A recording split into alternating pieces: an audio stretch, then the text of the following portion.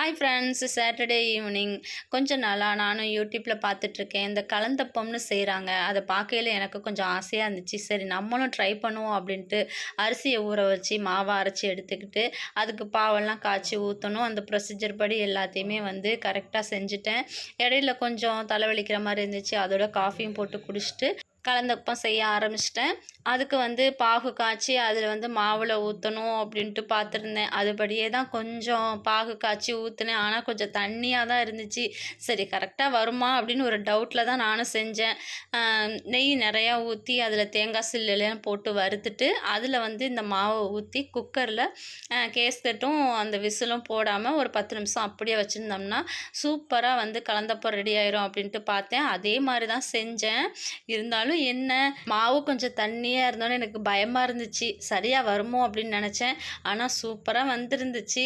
But அதை தட்டில் கவுக்கிறப்ப தான் எங்கள் பாப்பாவும் கடந்து சிரித்து எல்லோரும் சிரித்து இது ரொம்பவுமே காமெடியாக போச்சு.